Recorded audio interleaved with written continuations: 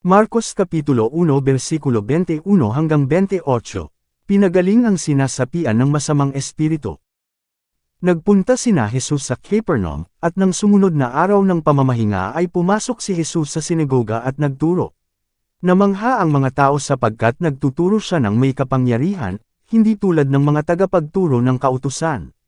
Bigla namang pumasok sa sinagoga ang isang lalaking sinasapian ng masamang espiritu. Ito'y sumigaw, "Ano ang pakay mo sa amin, Jesus na taga Nazareth? Naparito ka ba upang kami puksayin?